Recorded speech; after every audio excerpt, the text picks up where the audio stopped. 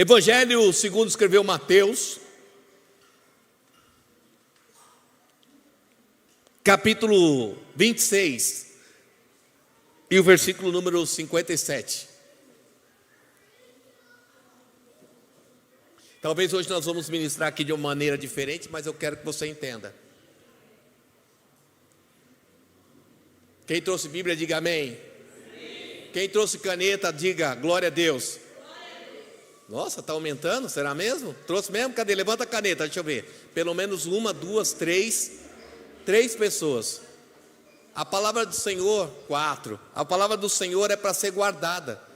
Quando você escreve, você guarda aquilo que Deus fala com você. Quando você não escreve, daqui a pouco talvez você já tenha esquecido 90%. Isso é já fato, tá?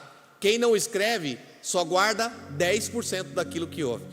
Quem escreve guarda pelo menos 80%. Porque quando você escreve, você memoriza. Então isso é muito importante, que você possa escrever a palavra e guardar a palavra. Mateus capítulo 26, versículo 57. Hoje é Páscoa, então vamos falar disso aí. Só que deixa a sua Bíblia aberta, que nós vamos falar de tudo isso de uma maneira diferente aí. Ó, quem está com o smartphone, com o celular, só abaixa esse volume da mensagem para não atrapalhar, tá bom? E assim, ó, fecha a porta aí, ninguém mais anda, senta no seu lugar, fica tranquilo e vamos falar com Deus. E os que prenderam Jesus e o levaram à casa de Caifás, o sumo sacerdote, onde se haviam reunido os escribas, os anciãos, segue. Pedro o seguia de longe até o pátio do sumo sacerdote. Espera aí, dá uma segurada, vamos entrar aqui. Vamos lá. Qual é esse momento? Que dia que é esse aqui que está acontecendo? Esse dia que está acontecendo é o dia qual? Sexta-feira, sim ou não? É noite, Jesus está sendo preso, ele vai ser levado à casa, dá só uma baixada, vai ser levado à casa desse homem chamado Caifás.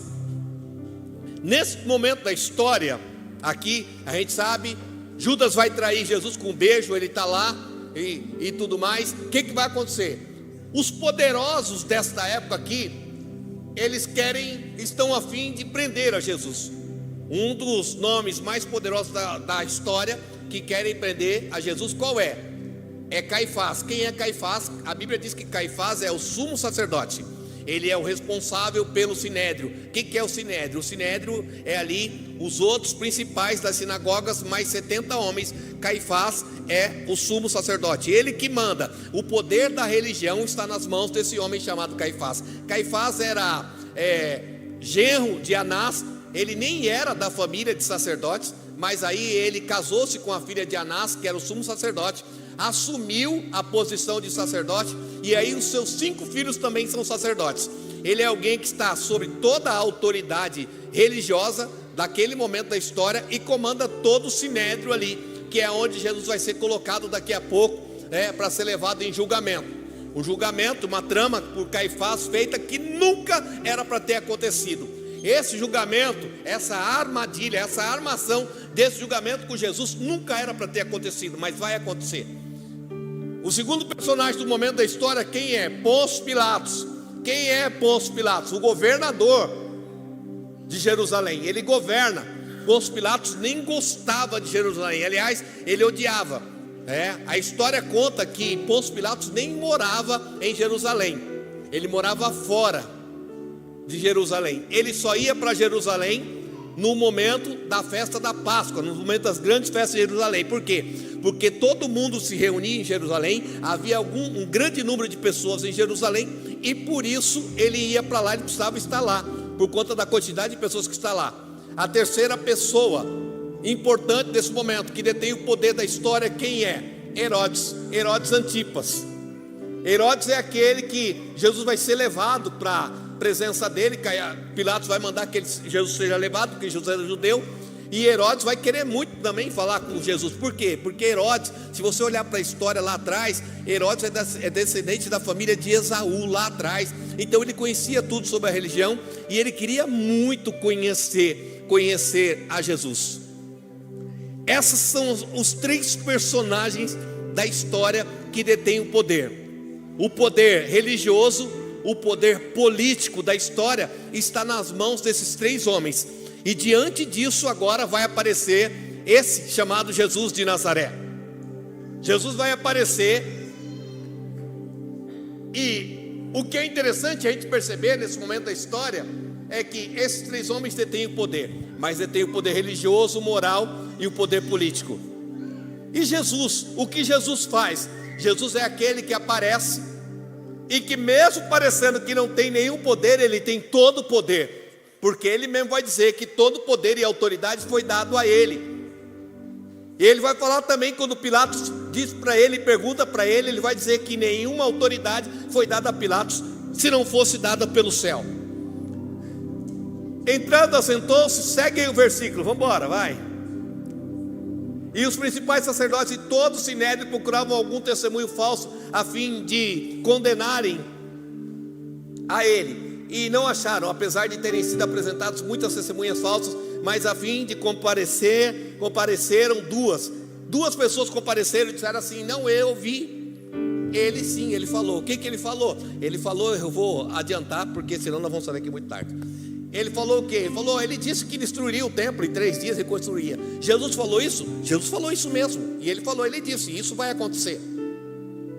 Mas todas as pessoas, e você viu ali agora o que está escrito, que a maioria das pessoas que foram arranjadas para esse julgamento de Jesus eram pessoas, testemunhas falsas. Então é um julgamento todo armado, todo preparado, a fim de fazer algo contra Jesus. Mas o que me chama a atenção é que Jesus está nesse julgamento, Jesus está passando por essa situação, e ele não merecia passar por essa situação. Agora, mesmo não merecendo, ele está se expondo e se colocando nessa posição. E é por isso que cada dia eu amo mais a Jesus, porque ele não merecia estar onde estava. E ele teria como não estar onde ele está nesse momento da história? Teria sim, porque seria tão simples para ele resolver a situação. Seria tão fácil, por quê? Porque a gente falou aqui desses três que detêm o poder político, religioso e moral da história. Mas na verdade quem está diante desses homens é aquele que detém todo o poder, muito mais do que eles. Mas mesmo assim, Jesus vai se submeter. Agora, por que Jesus se submete a tudo isso e passa por tudo isso? Por um único motivo: pela minha vida e pela tua vida. O poder todo está na mão dele, mas ele não vai fazer nada. Ele vai permitir que tudo aquilo que... Obrigado, viu? Deus abençoe. Ele vai permitir que tudo aquilo que está preparado para que ele passe, ele viva. Os sacerdotes estão nessa condição, não compareceram. Segue aí o versículo, vamos lá. Está com a Bíblia aberta aí? Tá, daqui a pouco eu volto aí para nós, fica preparado. Nós vamos ler 18 versículos hoje. E esse disse: posso descer o santuário de Deus e reconstruir em 3 dias. Segue aí. E levaram o sumo sacerdote e perguntaram a Jesus: você não diz nada a respeito que esse depõe contra você? Jesus, porém, guardou silêncio. E o sumo sacerdote lhe disse: eu exijo que nos diga, tendo o Deus vivo por testemunha, se você é o Cristo, Filho de Deus. Segue. A resposta de Jesus foi essa: é o Senhor mesmo quem está dizendo. Mas eu lhes digo que desde agora vocês verão o Filho do Homem sentado à direita do Todo-Poderoso, vindo sobre as nuvens do céu. Segue.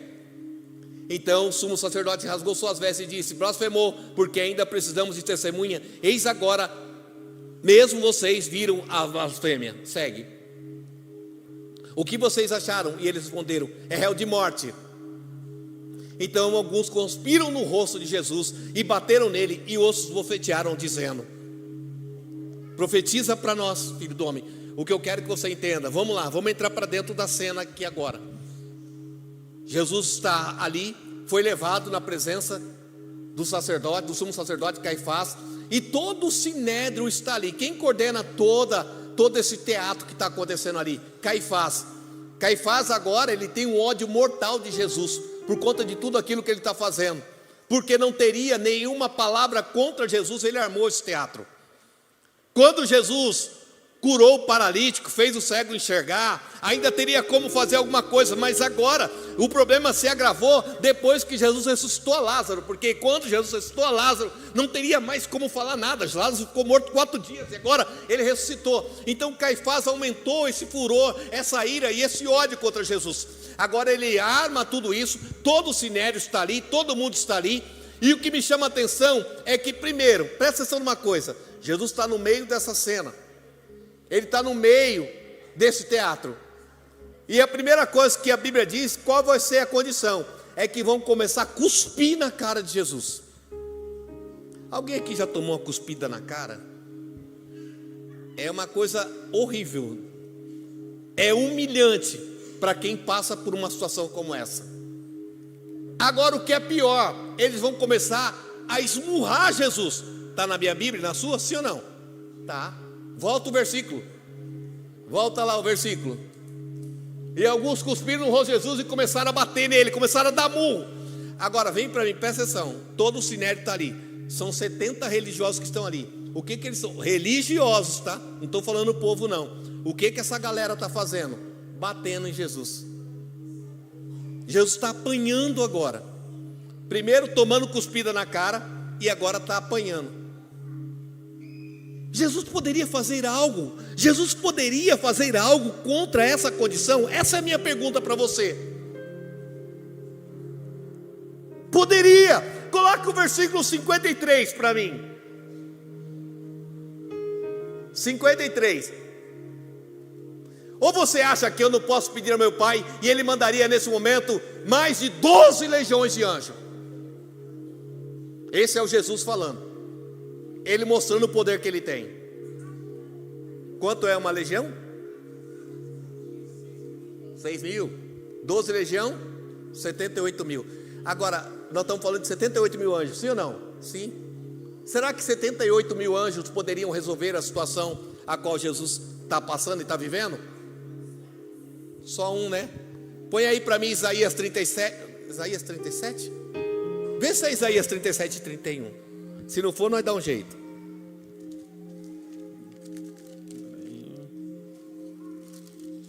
37. Vê se é o 31. Peraí. Nossa. Deixa eu ver, peraí que eu tô... Aqui, 36, 37, 36. Então saiu o anjo do Senhor e feriu no arraial dos sírios 185.000. Ó, um anjo só matou no arraial dos sírios 185.000. Quantos anjos? Quanto é 12 legião? 72.000, né? Se a gente pegar a calculadora e fizer assim, 72.000 vezes 185.000, quanto é que daria? Nós estamos dizendo assim, ó, se Jesus quisesse, era só fazer assim, e toda a população da terra estaria dizimada. Simples assim. Era só ele dar um ok, era só ele levantar uma mão, era só ele fazer algo. Mas o que eu quero que você entenda é que mesmo sendo cuspido na cara, desbocetiado, tomando murro, ele nada fez. Mas ele tinha poder para fazer? Tinha. Mas por que não fez? É por isso que eu amo ele. Ele não fez porque ele tem um propósito e tem uma missão. E sabe, o porquê, às vezes a gente fica assim, ó. O mais importante, ei, vem para mim, presta atenção nessa noite. Quem está comigo, diga amém. O mais importante não é como Jesus morreu, é por que ele morreu. E a gente fica tão preocupado, como que ele morreu, hein? Aí foi lá, estava o sinédrio lá, bateram nele, cuspiram nele, né? E ele morreu na cruz. Mas o mais importante não é que ele morreu na cruz, é por que ele morreu na cruz. E o mais importante da gente saber o como é entender o propósito de tudo isso. Porque Jesus sabe que ele tem uma missão. Repita comigo, missão. Ele tem uma missão. Qual é a missão dele? Salvar, me salvar. A gente acabou de falar aqui, ele me salvou. E ele sabe disso. E mesmo com todo esse poder e autoridade, ele vai se propor a assumir essa posição. Estão batendo nele, estão esmurrando ele, aqueles que detêm a religião. E eu vou dizer uma coisa para você, que muitas vezes a gente é esse tipo de gente na presença do Senhor, sabia? Tem horas na história da nossa vida que a gente assume essa posição. porque a gente não é capaz de entender, nem de compreender a missão. E a gente muitas vezes quer colocar a mão, quer fazer do nosso jeito, da nossa forma. Ei, vem para mim. Lembra quando Jesus está ali no Getsêmani? Ele está ali, e aí vem os soldados ali. Quem são esses soldados? Ontem nós estávamos vendo lá aquela encenação lá de Santana do Parnaíba, e eu vi que as crianças ficaram tão assim, impactadas com os soldados de cavalo, né? Aqueles soldados de cavalo são os soldados que cuidavam do templo. Havia soldados que Roma destinava só para cuidar do templo, eram soldados do templo. Mas o templo de quem? O templo dos judeus. E aí esses soldados agora vão buscar Jesus lá no Getsêmani. O que vai acontecer? Quando eles chegam lá, a Bíblia diz que Pedro vai cortar a orelha de um dos soldados. É a pior coisa que pode acontecer na história da nossa vida, é quando a gente acha que a gente pode dar uma força para Deus. Jesus está nessa condição. Ele pode ou não pode resolver a situação dele? Ele pode, mas ele não quer, porque o que ele quer é cumprir a missão. O problema muitas vezes é quando a gente acha que a missão é mais pesada e que a gente quer dar um jeito no meio do caminho. Pedro foi fazer o quê? Ele achou que ele poderia proteger Jesus, sim ou não? Jesus só voltou ele falar: Jesus, fica atrás de mim, aqui ninguém vai pegar você. Sacou da espada,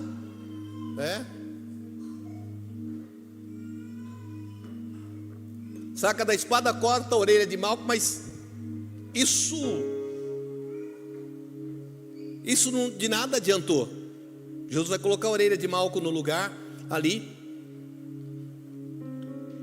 Por quê? Porque sabe uma coisa? Há uma missão que Jesus precisa completar. Ele sabe qual é a missão que ele tem na terra, e nada vai impedir. E se existe uma missão para mim e para você, e você sabe disso e conhece qual é a missão, sabe de uma coisa? Você não precisa de ajuda de ninguém. O céu está a seu favor. É só isso que você precisa entender. Ninguém precisa, eu não preciso de uma força do gerente do banco, do amigo, do colega, da irmã. Eu não preciso de alguém que se coloque em oração pela minha vida. Não, sabe por quê? Porque eu já entendi qual é o propósito do céu. E muitas vezes, sabe, na minha caminhada para cumprir a missão, talvez vão ter momentos de sofrimento, vão ter momentos de dificuldade, mas no pouco importa. Sabe por quê? Porque eu estou focado em cumprir a missão. Eu quero obedecer aquilo que Deus colocou como propósito para a minha vida. Eu tenho que entender, porque nem sempre aquilo que Deus colocar como propósito para a tua vida vão ser caminhos de rosas. Vão haver dificuldades, empecilhos. As pessoas muitas vezes vão olhar para você, não vão compreender, vão te questionar. Muitas vezes vão ter pessoas que vão se colocar contrárias, mas pouco importa isso. O que importa é que eu estou reconhecendo e conhecendo qual é o propósito. Faz sentido para você? Qual é o poder que Jesus tem? Mas ele vai usar? Não, porque ele sabe até onde ele precisa ir. Obediência. Se Deus tem algo e colocou algo no teu coração, vá até o final. Mas vá até o fim, mesmo que isso muitas vezes te custe caminhos de dores, de dificuldades e adversidades, mas vá até o final daquilo que Deus falou no teu coração. Não para no meio do caminho, não. Olhe para o irmão que está do teu lado, diga para ele: tem momentos. Diga para ele: tem momentos que não é poder. Diga: é obediência.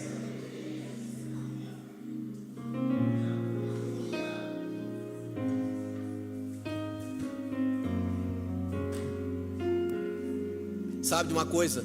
Tem muitos projetos na história da nossa vida que são gerados pela dor. Sabia? Sim ou não?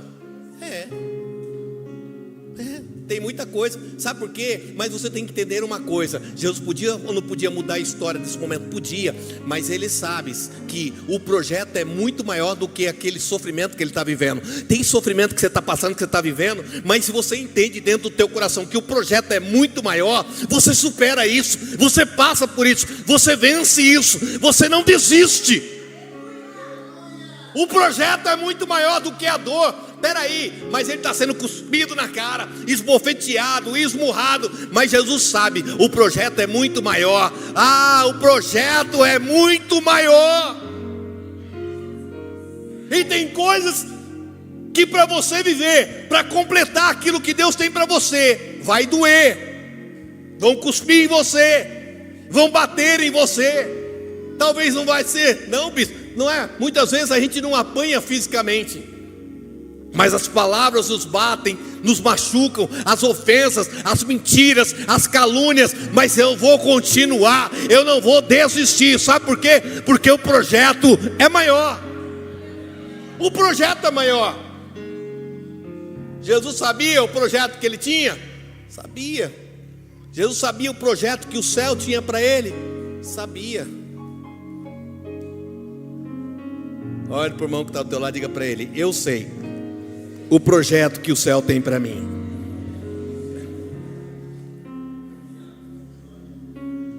Mas não é fácil não. Coloque para mim Mateus 26, 63.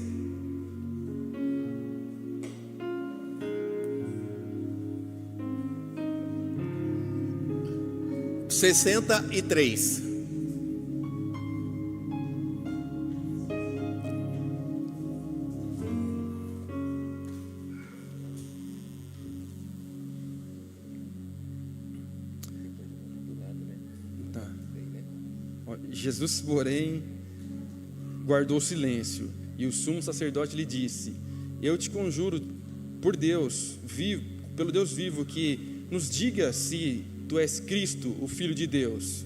64. Respondeu-lhe Jesus: tu disseste, entretanto, eu vos declaro que desde agora vereis o Filho do Homem assentado à direita do Todo-Poderoso e vindo sobre as nuvens do céu. Então o sumo sacerdote rasgou suas vestes, dizendo: blasfêmia! De que necessidade mais temos de testemunha? Eis que ouviste agora a blasfêmia. Que vos parece? Responderam eles: é réu de morte. Então uns cuspiram no rosto e lhe deram murros, e outros esbofeteavam, dizendo: profetiza-nos, ó Cristo, quem te bateu? Dá para você imaginar essa cena, assim ou não?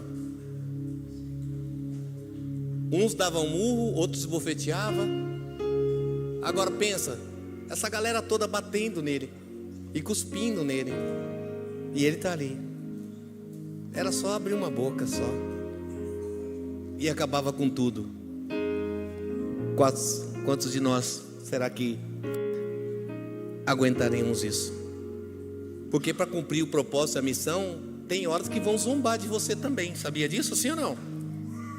E aí a gente não aguenta muitas vezes, porque a gente não entendeu qual é o propósito do céu para a nossa vida. Quando você não aguenta prosseguir, quando você inicia algo que Deus colocou no teu coração, mas no meio do caminho, sabe o que o diabo vai fazer? Vai preparar pessoas. E quem está zombando de Jesus aqui? Alguém da rua? Não, são os próprios religiosos, o que detém o poder da religião. Porque muitas das vezes a gente é zombado por pessoas próximas, pessoas que muitas vezes são religiosas, mas vão zombar, não vão acreditar.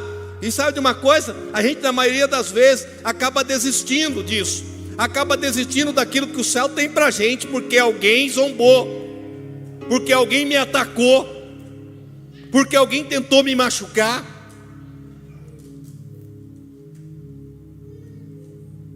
Não desista. Toque no ombro do irmão que está ao teu lado, diga para ele: não desiste não, irmão. Ele disse um amém, sim ou não? Não desiste não. Não desiste. Vamos prosseguir. Hoje aqui não é o dia do poder, é o dia do obedecer.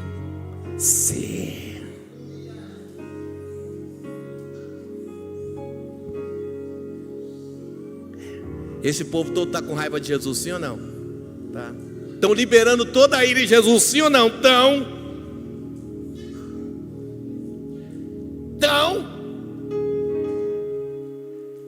Esse povo está doente da alma, porque o que mais Caifás queria era destruir Jesus, e ele arma todo esse teatro, todo esse julgamento, e agora eles estão descarregando em Jesus toda a sua ira. Quantos de nós aqui aguentaríamos isso? Porque se a gente acha que alguém está com raiva da gente, a gente não quer passar nem perto, sim ou não? E Jesus está se expondo a isso. Está se expondo a tudo isso. Sabe? É por isso que cada dia mais a gente precisa mais de Jesus. Sabe por quê? Porque Ele não merecia passar por tudo isso, mas Ele está vivendo por causa de mim e de você.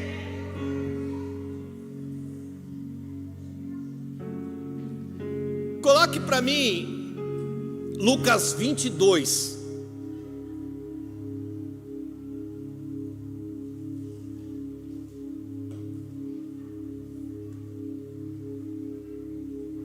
Meia 3.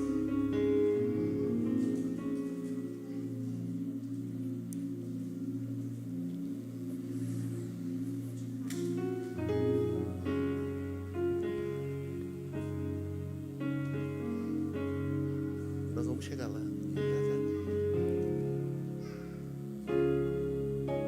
Ó. E os homens que detinham Jesus zombavam dele, ferindo-o. E, vendando-lhe os olhos, feriram-no no rosto e perguntavam-lhe, dizendo: profetiza, quem é que te feriu? Ó, vamos lá, vem cá. Não sou eu, está na sua Bíblia também. Aqui eles estão pegando Jesus, colocaram uma venda em Jesus e estão batendo nele. Estão batendo nele. Jesus com uma venda nos olhos e essa galera toda batendo nele. Então está todo mundo batendo nele. E eles estão dessa forma. Aqui se reuniu, está todo mundo reunido. Aqui, e outra coisa, tá? Aqui não é mais 70. Quantos tem aqui? Os 300 do templo foram chamados. Não é mais 70, são 300. E agora eles estão blasfemando. E segundo os historiadores, eles estão assim, batendo em Jesus. Agora, profetiza, fala quem te bateu. E estão batendo nele. É dessa forma que ele está. Lembre-se de uma coisa: Pilatos aqui já pegou ele. O que aconteceu? Jesus tomou quantas chibatadas? Quantas chibatadas Jesus tomou?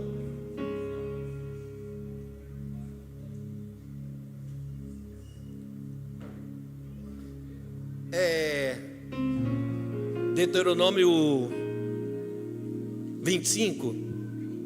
Vamos ver, peraí, nós chega lá. Estou ficando velho, mas nós chega lá, vamos lá. Vou explicar para você quantos ele tomou.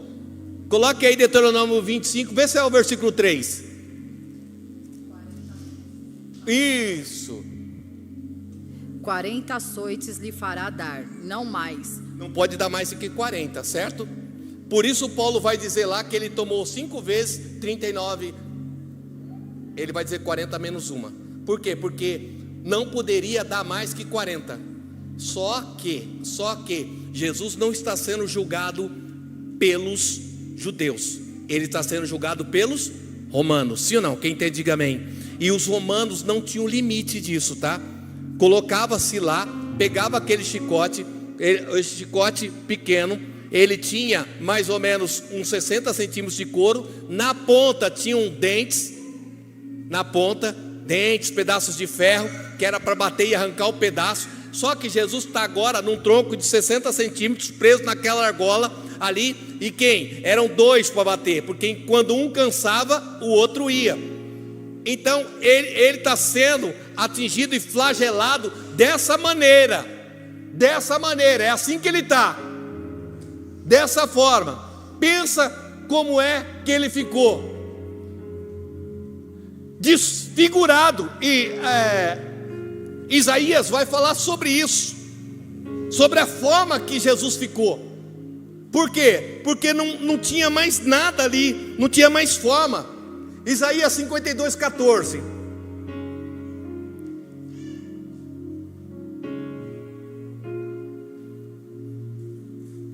Isaías 52, 14? Não.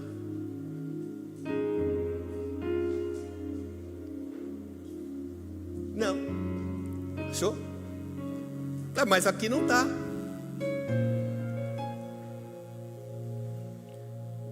como passaram muitas as... Peraí. 52:14, né? Como passaram muitos à vista dele, pois o seu aspecto estava muito desfigurado, mais do que de outro qualquer. Isso. Isaías aqui, ó, há milhares de anos está profetizando esse momento de Jesus. Ele diz assim, ó, ele está tão, o aspecto dele está tão desfigurado que, ó, não parece com nenhum outro homem. Bateram tanto em Jesus que ele não tem mais nem uma figura de homem. Porque a gente acha que de repente deram 2 chicotadinhas nele. Não, ele está sendo julgado pelos romanos, não é 40 chicotadas. Ele tomou muito mais que isso. Muito mais que isso. E agora ele está nessa condição. Ele está dessa forma. Jesus está assim. Quando ele chega, vão colocar nele o quê? O manto escarlate. A Bíblia diz que colocaram nele um manto escarlate, era um manto vermelho. Mas nessa época não era qualquer um que tinha um manto vermelho. Possivelmente ou pegaram de Pilatos ou de alguém. Por quê? Porque naquela época, para pintar o tecido, todo mundo só usava mais tecido branco, porque para pintar o tecido tinha que usar muito produto e era caro. Mas para Jesus vão dar esse escarlate. Ele já está todo cheio de sangue, vão colocar essa roupa nele, vão colocar a coroa de espinho, vão pegar um caniço, uma cana, colocar na mão dele. E agora está esses caras 300 aqui batendo nele, vendando ele. Tu não és o rei dos judeus. E Jesus está nessa condição, dessa forma. Agora, gente, o detalhe não é como, é por quê. Por quê? Por causa de mim e de você. E a gente quer desistir por coisas tão banais. E a gente muitas vezes quer deixar ele por coisas tão supérfluas. A gente muitas vezes quer abandonar ele por nada. E ele está passando e vivendo tudo isso por causa de mim e de você. A gente reclama da vida, das situações, dos momentos, das circunstâncias. E sabe de uma coisa? Ele, mesmo assim, não reclamou. Ele não reclamou. Eu ia assistir no filme do Mel Gibson, isso é fácil. E ainda acha que tem gente que acha que aquilo é muito. Olha aí, ó. Ele apanhou lá no Sinédrio. Ele apanhou depois aqui com os 300. Tomou todas as chicotadas. Está sendo humilhado ali. Tu não és, então, ó, vai lá. Mas escuta, tá lá esses 300 ali, né?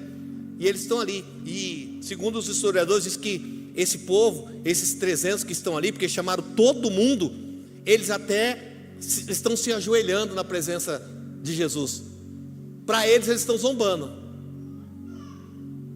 Mas para o céu, todo joelho se dobrará e toda língua confessará que Jesus Cristo é o Senhor.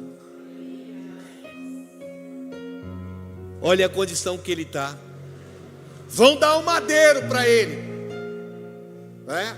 A gente vê muitas vezes, ontem a gente viu lá, né, aquela interpretação, ele carregando a cruz, mas na verdade ele vai carregar só o madeiro, só a trave. A outra parte ficava lá em cima. Aquela cruz nem é para Jesus, mas como tinham pressa em crucificar Jesus, pegaram aquela. Está seguindo ali com aquele madeiro. Você conhece a história? Vão chamar lá José de Arimateia. Ele vai ajudar a carregar aquela cruz. Jesus está seguindo ali. Eles tinham pressa, porque que horas são? Eles tinham que crucificar Jesus, porque é sexta-feira.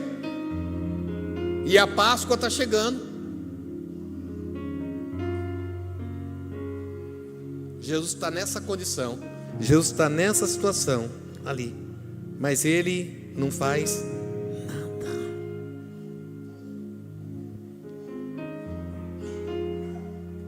Ele podia ter falado, não quero a cruz? Poderia. Poderia ter falado, não quero a cruz. Eu vou para casa, eu vou para o céu. E aí, como estaríamos nós agora? A gente muitas vezes fica pensando assim. Eu vejo pessoas, quem que matou Jesus? Foi os judeus? Quem matou Jesus? Foi você? Quem matou Jesus foi os nossos pecados. Olhe para o irmão que está ao teu lado e diga para ele: foram os nossos pecados que mataram Jesus.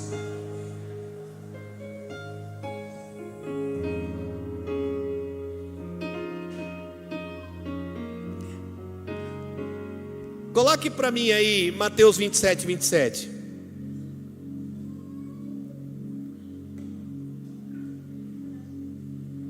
Logo seguiram os soldados do governador, levando Jesus para o pretório, reuniram em torno dele toda a tropa. Está aqui, presta atenção. Aqui, vem para mim, quem está comigo diga amém. Jesus já está condenado. Pilatos já lavou as mãos, falou, pode crucificar. Mas aí os soldados de Pilatos vão pegar ele e vão levar ele para o pretório. E aí toda a tropa está reunida ali, ó. Qual é o propósito disso? Agora, quando Pilatos deu a sentença de morte para Jesus, era só pegar Jesus e levar para a cruz. Mas eles vão fazer isso? Não. Segue aí o 28. Tiraram a roupa de Jesus. Agora Jesus está pelado, exposto na vergonha. Coloca o manto vermelho nele, segue. Pegaram a coroa de espinho, puseram. Jesus, ele precisava passar por tudo isso? Não. E quantas vezes a gente fala assim: ai Senhor, eu não merecia passar por tudo isso, eu não precisava passar por tudo isso, nem ele. Mas sabe por que Jesus passou por tudo isso? Porque ele sabe, me conhece e te conhece. E não há nenhuma dor, nenhum problema, nenhuma dificuldade, não há nenhuma adversidade que você possa passar, que se você não falar com ele, ele é capaz. Porque ele viveu tudo isso, ele viveu toda a dor, todo o sofrimento, toda a humilhação. Sabe para quê? Para dizer para mim e para você: filho, filha, qual é o teu problema? Qual é a tua dificuldade? Qual é a tua adversidade? Eu sei porque passei. Às vezes a gente tem mania de dizer que Deus não sabe o que a gente está passando. Será que Deus não conhece o que eu estou vivendo? Conhece, porque ninguém passou pelo que ele passou. E se ajoelhando diante dele, diziam o quê? Salve o rei dos judeus. Salve o rei dos judeus.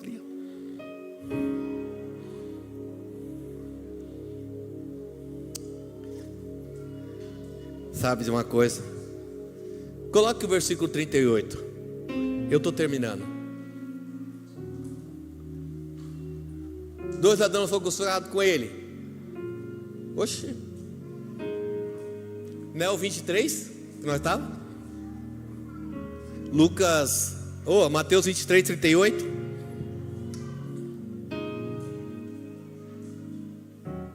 Então Jesus falou às multidões: oh meu Deus, escute.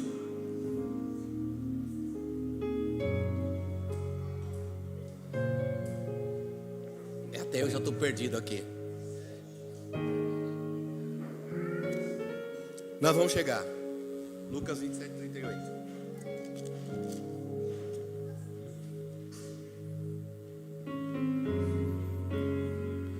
E foram crucificados com ele 2 ladrões, um à sua direita e o outro à sua esquerda. Os que iam passando blasfemavam dele, maneando a cabeça e dizendo: ó tu que destrói santuário em 3 dias e reedifica, salva a ti.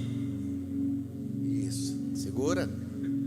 Jesus está na cruz.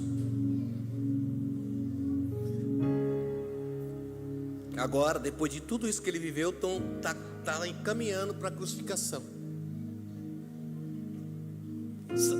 Sabe como que era a crucificação naquela época? Havia, igual o pessoal diz, havia cruzes. Então está aqui a galera toda. Quantos estão indo? 300, zombando dele. Estão indo, está indo. Segundo a história, Jesus está carregando uma tabuleta. Qual é a tabuleta? E ela está escrita em 3 idiomas. Este é o rei dos judeus. Alguns, a história diz que ele carregava no peito essa tabuleta que está escrito. José da Arimateia está indo com ele, ele carrega essa tabuleta, esse é o rei dos judeus. Mas tinha mais. Quando se seguia, e qual que era a ideia? Um dia eu vou em Israel, tá? Não fui ainda, mas eu vou. Normalmente a crucificação, o Gólgota, lugar da caveira, é fora dos muros de Jerusalém, porém perto da entrada e da via principal. Para quê? Porque Roma queria que todos vissem aqueles que foram crucificados. A morte em cruz era a pior pena de morte que alguém poderia ser condenado, e era para que todos vissem. E quando ali o condenado ia carregando a cruz, na frente do condenado ia uma pessoa chamada arauto. O que o arauto fazia? Esse aqui, é Jesus, condenado por ser o rei dos judeus. Jesus vai andando carregando a cruz, e esse arauto, essa pessoa vai na frente gritando qual é o crime dele. Que cena! Jesus quase não aguentando mais carregar aquela trave. Mas sabe de uma coisa que eu vejo? Até nisso, verdadeiramente Ele levou sobre si todas as nossas dores. O castigo que nos traz a paz estava sobre Ele. Sabe por quê? Porque Satanás agora não pode mais ficar acusando você dos seus crimes, porque os seus crimes estão sobre Ele. Não há mais essa condenação sobre a tua vida. Jesus na cruz até isso levou, porque o diabo é especialista em ficar condenando, acusando, e a gente precisa entender isso, irmão. A questão aqui hoje não é como, é porque. Nossa, eu estou aprendendo mais. Não adianta nada você ouvir tudo isso nessa noite, de como foi, se você não entender o mais importante, que é o porquê. Porque quando você não entende o porquê de tudo isso, porquê de viver tudo isso, passar por tudo isso, sendo Ele, o poder não estava em Caifás, não estava em Pilatos, não estava em Herodes, o poder estava nele. Mas mesmo sendo Deus, Ele não usurpou. Preferiu passar por tudo isso para que eu e você tivéssemos vida. Eu preciso, olha para o irmão que está ao teu lado, diga para ele: eu preciso entender só uma coisa aqui hoje: o porquê. Oi, amor. Tá bom, depois, tá? Deixa com nós. Só o porquê. Sabe, eu quero terminar. Coloque para mim Filipenses capítulo 2, versículo 7.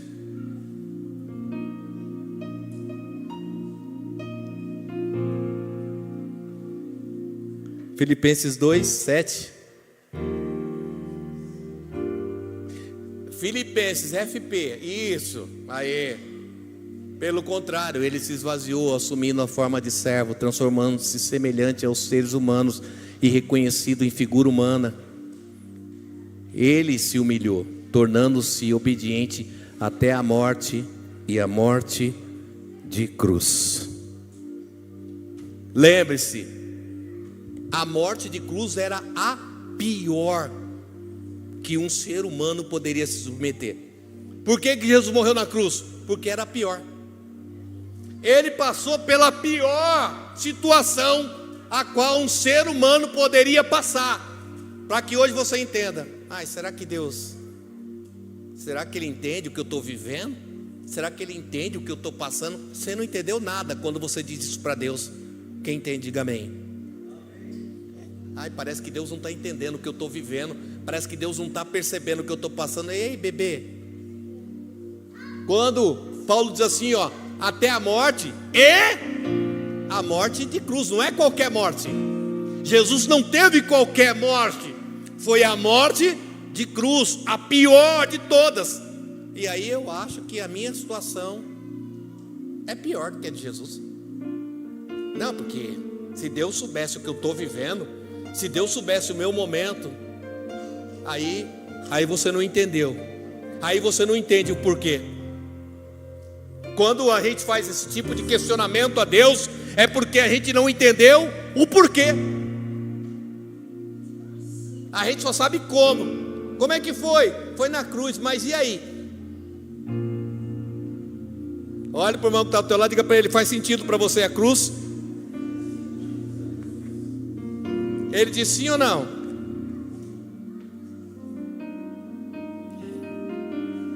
Sabe?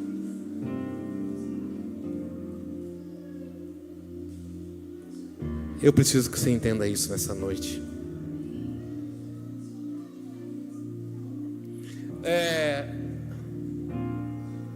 Mateus 27:34, coloque aí para mim, por favor. Eu já estou terminando. Deram vinho com fel para Jesus beber. Ontem lá deram vinagre, né? Mas hoje aqui vamos dar o vinho, que é o vinho, tá? Eis que pedisse vinho, deram vinagre. Não, tem nada de vinagre. Tem nada de vinagre, esquece isso aí. Para que serviu o vinho com fel? Era um anestésico. Quando foram dar para Jesus, ele provou. Mas quando ele viu que tinha o fel, ele rejeitou. Por quê? Porque isso aqui era uma espécie de anestésico. E Jesus disse assim, não, eu preciso passar por essas dores. O propósito é maior do que o processo. E para viver tudo aquilo que o céu tem para mim, eu preciso passar por esse momento. Quantos de nós falaríamos isso para Deus? Eu quero viver o que Deus tem, mas eu não quero dores. Sim ou não? Eu quero viver o que Deus tem, mas eu não quero passar por dificuldades. Sim ou não? Eu quero viver, amém. Olha, o céu tem algo grande para você. Aleluia! Mas só que tem o processo. Ai. Jesus disse, não. Eu preciso viver esse momento. Tem momentos de dores na tua vida, irmão, que você precisa viver. E você não vai morrer nisso, porque o propósito é maior. Você entende isso, sim ou não? E aí a gente muitas vezes fala assim, Senhor, dá uma aliviada. Senhor, dá uma anestesiada. Alivia a minha dor. Aí Deus está dizendo assim, não, você precisa viver esse momento. Mas não esquece de uma coisa, o propósito é maior. O fim das coisas que eu tenho para a tua vida é muito maior. É muito maior o que eu tenho para você. E aí a gente pede para aliviar no meio. Jesus sabia. Quantos acreditam que Deus tem uma palavra para você? Levante sua mão, deixa eu ver. Deus tem uma palavra para você, sim ou não? Tem. Deus tem um propósito na tua vida? Quantos aqui? Não, bispo, Deus tem um propósito para mim, amém. Deus falou com você? Quantos têm uma palavra? Deixa eu ver. E creem na palavra, aleluia. Tá de folga hoje, bebê? 1 Coríntios capítulo 15.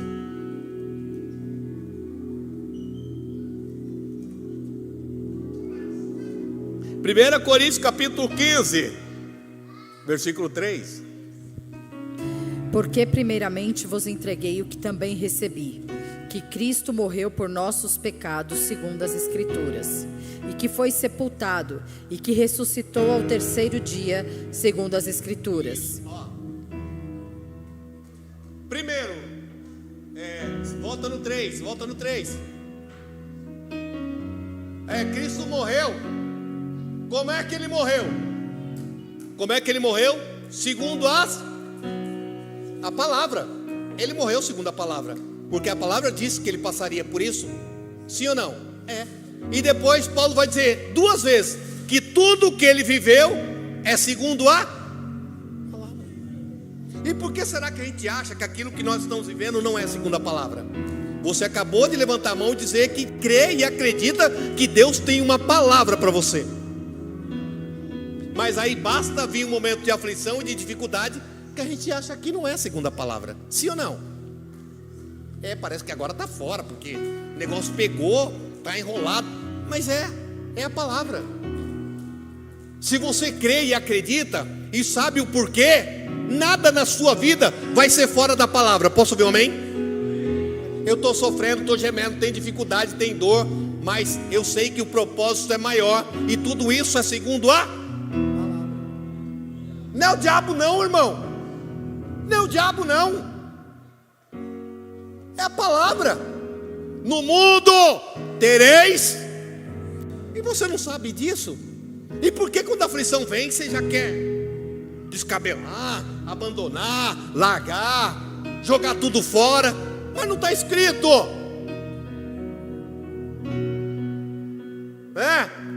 As aflições, as adversidades vão gerando em você o quê?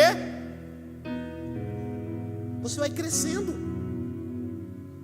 Está escrito, mas aí quando o negócio enrola, a coisa fica difícil, eu sei lá o que acontece comigo, e a gente não entende que tudo é pela palavra.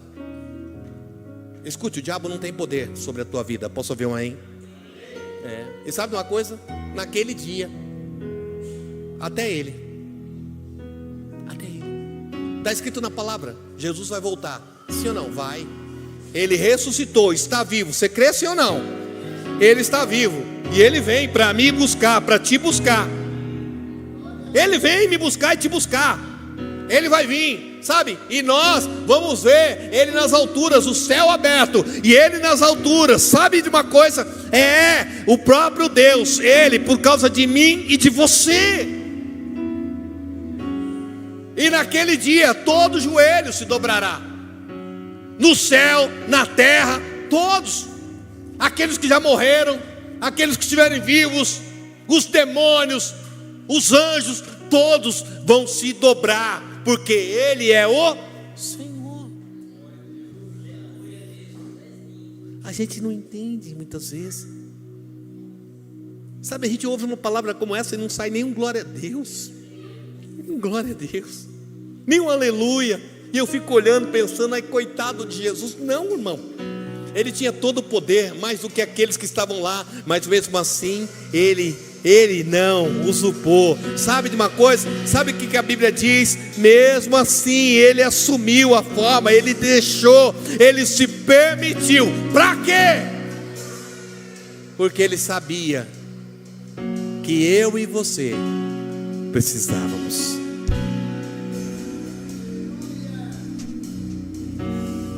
Abra sua Bíblia aí em Filipenses 2:10, vamos ver. Quem for achando vai ficando de pé.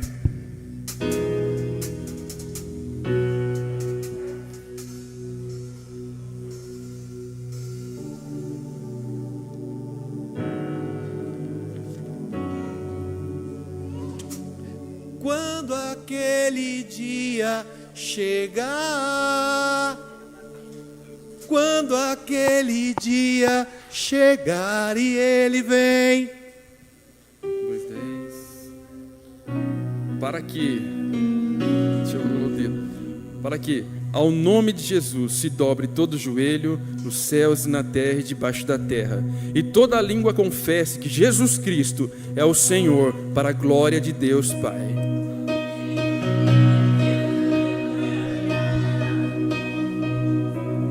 Toda língua confessará.